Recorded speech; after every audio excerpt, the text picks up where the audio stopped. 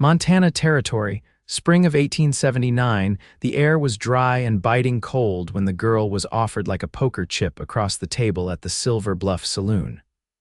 "She's yours, Emmett." "Fair's fair," said Bernard Clive, slurring his words as he tossed down his empty glass, one hand waving toward the girl standing near the hearth. "I lost fair. That clears my debt." The girl, 19, pale in the firelight, lips pressed tight, did not move. Her arms were folded across her chest like a shield, her back straight despite the stares around her. Her name was Clara Hensley, and her hands trembled only when no one was looking. The man she was being handed to, Emmett Reese, had thick fingers and a mouth like a wolf's. He leaned back in his chair with a slow grin. "I'll take her." The saloon was full of heat and pipe smoke. Nobody said a thing, not the barkeep, not the men playing cards at the next table. No one stepped between Clara and what was coming, except for one. "I'll pay the debt," came a voice from the shadows, low and steady. Chairs scraped. Heads turned. A man with wide shoulders and dust on his hat stepped forward. His coat was worn, the leather cracked from sun and years. He stood like someone who had been through worse and come out quiet. "I'll pay the debt," he repeated. His gaze stayed on Bernard, not Emmett. "And I'll take the girl." Clara looked up, eyes locking on the man for the first time. He did not smile, he did not look away. Bernard blinked. "That's 500. The man reached into his coat and pulled out a thick roll of bills, a whole season's wages, maybe more. He laid it on the table without a word. Emmett stood up, face darkening. "She was mine." "No," the man said, voice even. "She never was." The silence was heavy before Bernard snatched the money and muttered something about debts being cleared. Emmett's jaw worked, but he stepped back.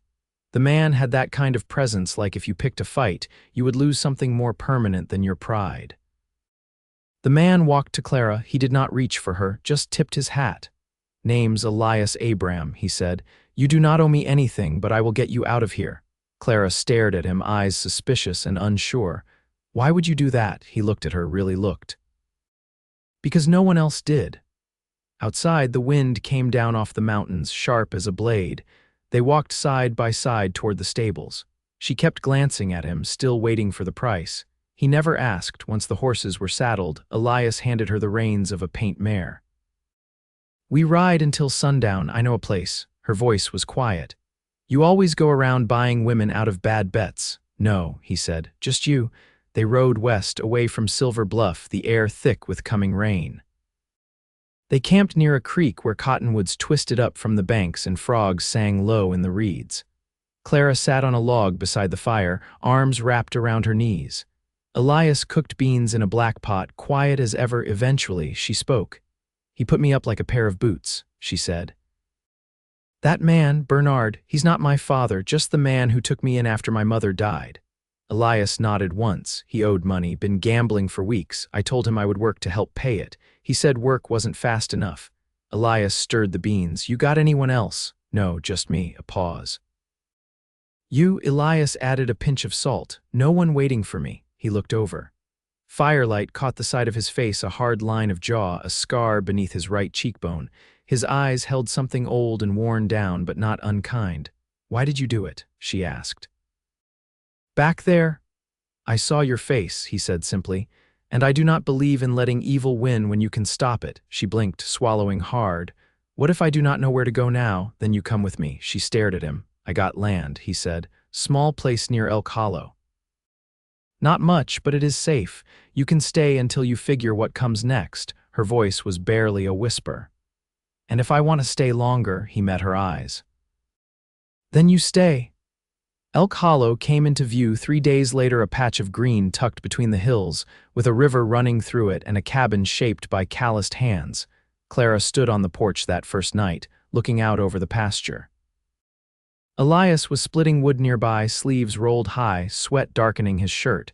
He worked like the world might end if he stopped. "You built this?" she asked. "Every nail," he said. She touched the railing. "It is beautiful." He glanced up. "So are you." She froze, heart kicking in her chest. He seemed surprised too, like the words had slipped out before he could stop them. Neither of them looked away. In the weeks that followed, Clara found herself changing. She washed clothes in the river. She baked bread. She helped Elias mend a broken fence. The silence between them was no longer empty, it was filled with glances, with the way he passed her a cup of coffee in the morning, with the way she found herself smiling when he came into the room. One night after supper, she stood beside him on the porch. The stars were out and the crickets sang. "Elias," he turned.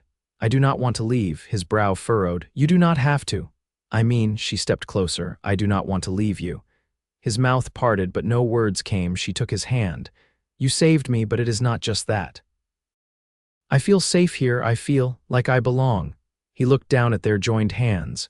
"I have not cared about anything in a long time," he said. "But you make me want to stay still. You make me want to build something that lasts." Her heart beat faster. "Then let us build it together."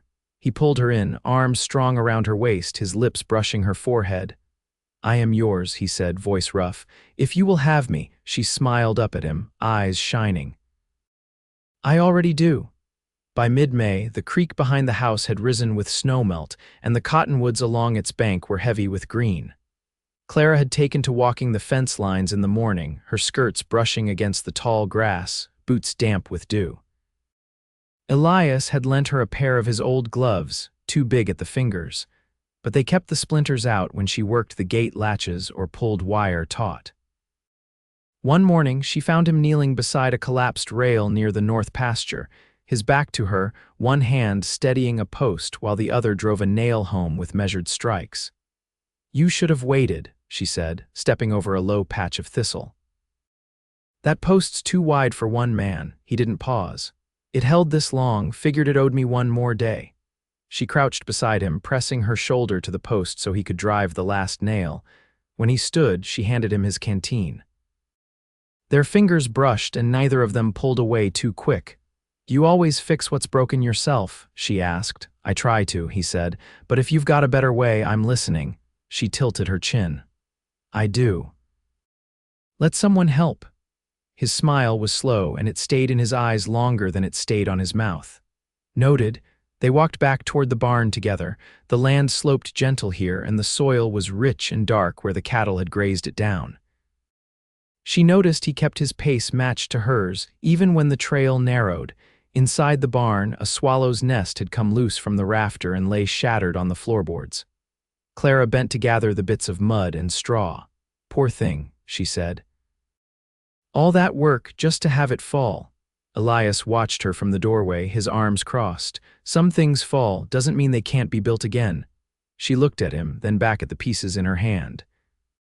"Think it's worth trying?" "I do." She placed the fragments gently on a shelf, as if the bird might come back and remember. That evening, as dusk settled low and the hills turned lavender, Elias opened a battered trunk at the foot of his bed and pulled out a cedar box. He carried it to the table where Clara sat mending a tear in her apron.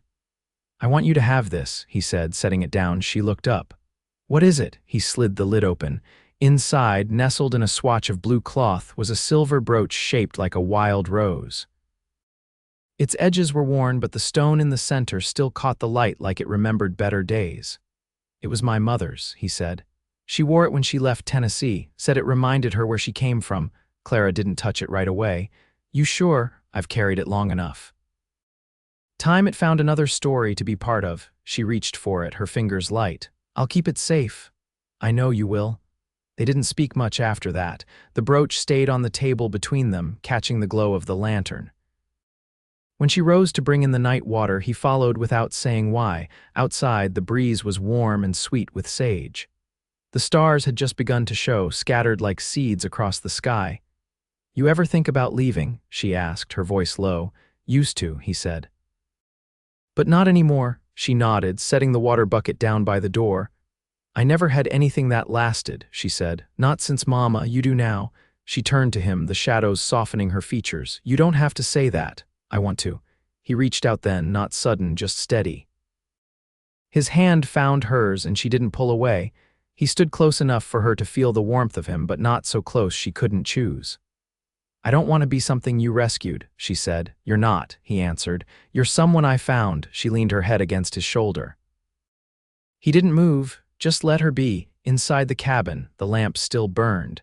and the wild rose brooch glinted faintly on the table, quiet proof of a past given over to something new. Neither of them spoke again that night, but they stood there until the stars grew thick and the wind settled down into the hush of a home that had begun to hold more than just walls. By late June, the wind carried the scent of warm soil and pine pitch, and Clara had taken to rising before the sun crested the ridge. She liked the hush of those hours, the way the fields lay still beneath a pale sky and the birds began slowly, as if testing the morning. She milked the cow herself now, her hands steady, practiced.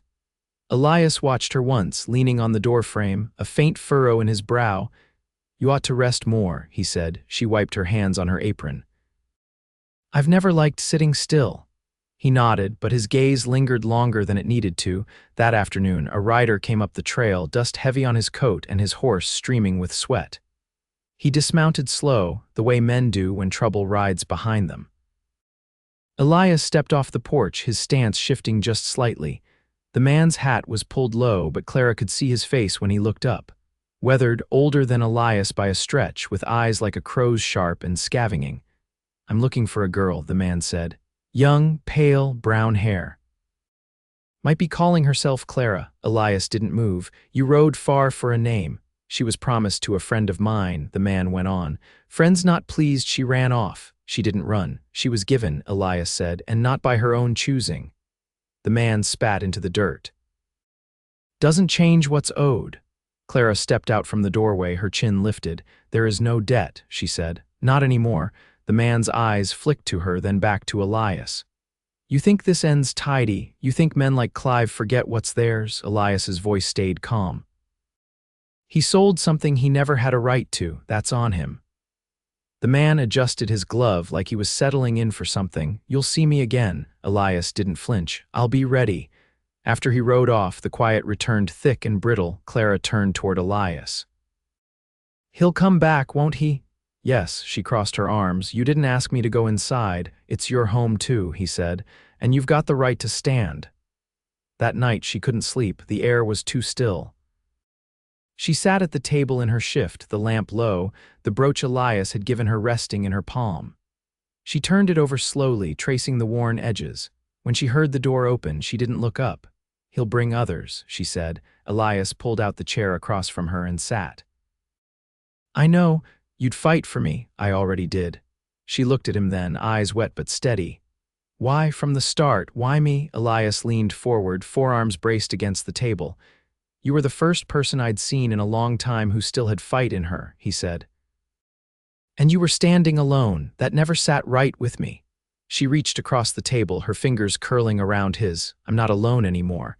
He covered her hand with his own, rough and warm. "You won't be again." In the morning, Clara saddled her mare without being asked. Elias didn't question it. They rode into town together, side by side, dust curling around their boots as they dismounted in front of the sheriff's office. Inside, the air was thick with tobacco and sweat. Sheriff Baines looked up from his desk, his mustache stained from coffee. Elias spoke first. "A man came to my land asking after Clara, threatened harm." Baines scratched behind his ear. "You sure he meant it?" "I don't wait for harm to prove its own point," Elias said. Clara stepped forward. "I want it on record. I'm not missing. I'm not stolen. I was bought out of a debt I didn't agree to. I live with Elias Abram by my own choosing." Baines blinked, then reached for his logbook. "All right." He wrote it down. Ink scratched the page in slow, deliberate strokes. Outside, the wind had shifted. The sun was high when they rode back, and the land felt different, somehow claimed, but not by force. Chosen. That evening, Elias set a plank across 2 barrels out back, and Clara helped him sand it smooth. When the light began to fade, she leaned her hip against the rail and watched him work. "What did you want before all this?" she asked. "Before me," he blew dust from the wood. "Didn't think that far ahead." And now, he looked up at her, eyes steady. "Now I want a house with a roof that doesn't leak, a garden full enough to feed more than 2. A porch where we can sit in peace." She smiled slowly. "That sounds like the future I want too." He took her hand again, not for comfort this time, but as something steady. "Then we'll build it together." Behind them, the sky turned soft with dusk, and the first stars came through like promises kept. The summer deepened, thick with heat and the low drone of grasshoppers in the dry places. Clara learned to carry a rifle across her saddle, not for show, but because Elias said it was better to know how and not need it than the other way around. He showed her how to load it with care, how to brace the stock against her shoulder, how to breathe before the pull. "You don't aim to kill unless there's no other choice," he told her one afternoon beneath the long shade of a juniper tree. "But if you must, you don't hesitate." Clara nodded, the weight of his words settling into her more than the weight of the rifle. They returned to the homestead quiet, riding slow. Behind them, a hawk turned wide circles above the ridge, and ahead the cabin stood with the door open, catching late sunlight across the floorboards. Inside, a paper parcel rested on the table. Elias picked it up, turned it once in his hands, then passed it to Clara. "No sender," he said. Clara unwrapped it. Inside lay a piece of oilcloth folded around a thin chain strung with a single copper coin. She stared at it, her breath catching. "That belonged to my mother," she said. She wore it tied to her apron string. Elias took the coin gently from her palm, studying it. "You think he's been near the house?" She nodded. "He's not just watching, he wants me to know he's close." Elias didn't speak for a long moment. Then, "We'll put the cattle in the upper pasture." "Less open, easier to guard." Clara met his eyes. "You think he'll come in daylight?" "No, but he'll come." That night she took down the oil lamp from the hook and lit it low, setting it on the windowsill. Elias stood near the door with his rifle across one arm, watching the dark beyond the porch. "You think we should leave?" she asked. "If we go, he wins." She folded her arms. "I don't want you hurt." He looked at her, quiet. "Then let's make sure neither of us is." 3 days passed without another sign. Clara took to sleeping with her boots beside the bed, her coat slung over the chair in case she had to move quick. Elias started leaving the dog outside the barn, tethered loosely, ears sharp to the wind. Then one morning they found the trail. It cut through the far edge of the property, boot prints sunk deep where the ground held the last of the rain. Clara crouched beside them, her fingers brushing the edge of a heel mark. "There's more than one," she said. Elias nodded. 3, maybe 4, she rose. They came close. "They're testing how far they can get." Clara looked toward the ridge, her jaw tight. "We need help." Elias studied her. "You trust the town." "Not everyone. But there's a man there, Sam Danner. He runs the smithy. He served with my uncle in the war."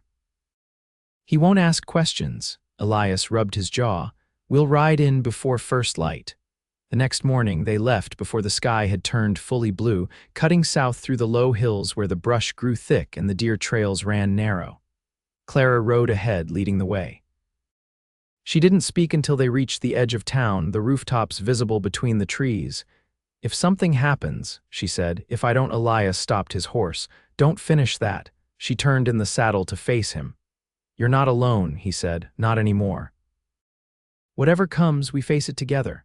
She swallowed, then gave a single nod. They found Sam at the forge, sweat dark on his shirt, sparks flying as he hammered a length of iron into shape. At first he didn't recognize Clara, then he straightened, his face softening. "Lord above," he said. "I thought you were gone for good." She stepped forward. "I need a favor." He listened without interruption as she explained. When she finished, he wiped his hands on a rag and nodded once. "I'll be there before nightfall. I've got a cousin runs cattle east of town." "He'll come too." That evening, 4 men rode in behind Elias and Clara, quiet and resolute. They didn't ask questions. They took up posts along the property, checking rifle sights and walking the perimeter. Clara sat inside, oil lamp burning low, staring at the copper coin beside her plate. She touched it once, then rose to tuck it into the drawer of the cupboard, hidden beneath a folded towel. Elias sat on the porch steps, sharpening a blade with long, even strokes. She joined him, hands resting in her lap. "You think they'll come tonight?" she asked. "I do." She looked out across the land where the wind moved through the grass in waves. "I'm not afraid," she said. He set the blade down. "Neither am I." She leaned into him then, her shoulder against his. He didn't speak, but he reached for her hand, lacing their fingers together in the dark. And there they sat, waiting not with fear, but with the quiet strength of people who had chosen each other and meant to keep that choice, come what may. The men came just past midnight. No shouting, no warning, just the dull sound of hooves moving slow through the grass and the muffled clink of iron as they dismounted. Elias stood in the shadows by the barn, rifle cradled in his arms. Clara was inside the cabin, crouched low behind the hearth wall, her own weapon steady across her knees, breath quiet and measured. Sam, Danner, and two others flanked the east fence line, rifles drawn. The fourth man, Caleb, had taken position near the root cellar, where the slope gave a clear shot toward the back trail. Elias gave no signal. He didn't need to. The men had agreed. No one fired unless fired upon. The land held its breath. Bootsteps broke the stillness. 4, maybe 5 men, moving in a wide arc toward the cabin. The front porch creaked under a weight too careless to belong to a friend. "You inside, Abram," a voice called. "We're not looking for blood unless you force it." Elias stepped out from behind the barn, his rifle aimed, his voice like gravel. "You're already forcing it." The man on the porch turned. Elias saw him clearly now, long coat, wide hat, the same gaunt face that had come weeks before. He had 2 others close, another behind the well, one more in the trees. "You're harboring stolen property," the man said. "You know what that makes you?" Elias didn't blink. "I know what it makes you." A rifle cracked Caleb's shot, clean and sharp. One of the men in the trees went down, crying out hard before falling silent. That was all it took. Gunfire lit the dark, sudden and loud, echoing off the hills. Clara stayed low inside, her jaw tight as she listened for Elias. She didn't fire, she didn't have to. The others kept the attackers pinned. After the first volley, it was over fast. 2 of the men tried to run. Sam caught one through the thigh. The other dropped his weapon and bolted into the trees, disappearing into the dark without a word. The man from the porch was the last to fall. Elias didn't shoot him. He raised his hands after the others were down, breathing hard, face pale in the moonlight. "You've got no idea who you're crossing," he said. Elias stepped forward. "You're not owed anything. And if you come back, you won't walk away again." The man spit to the side, then turned and limped to his horse, vanishing down the trail. Elias exhaled and turned back toward the cabin. The door opened and Clara was there, rifle still in hand, hair loose around her face.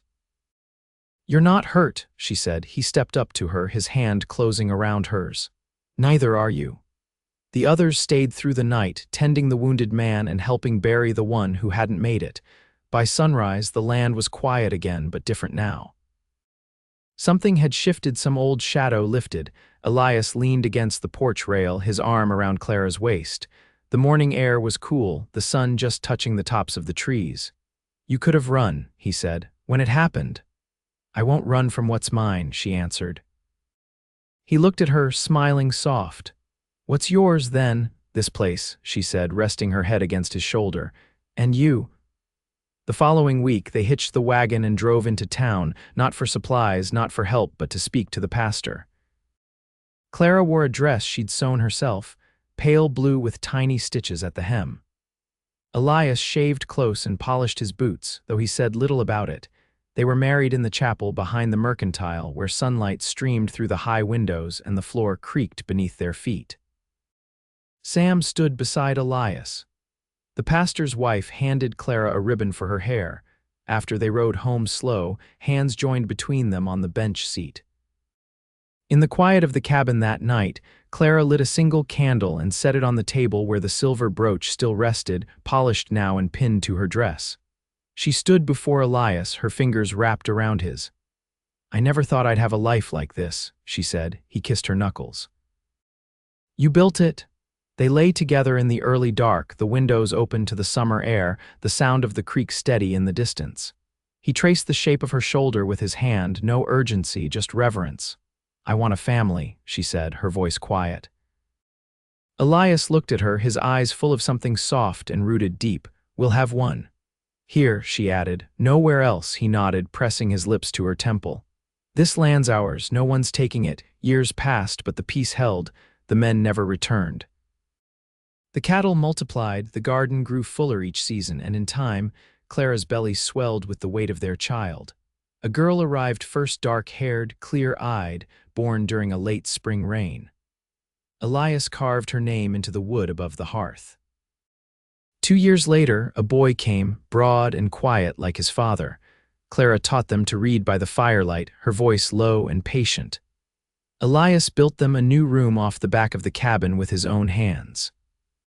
They sang in the evenings, not well, but full of joy, and the house never sat silent for long. They grew old together in that valley, their love weathered but never worn thin. They held hands every night still, even when the work left their bones aching and the lines in their faces deepened. And in every quiet moment in the hush before dawn, in the warmth of shared coffee, in the slow walks through golden fields, they remembered the life they'd fought to build, and they kept it safe.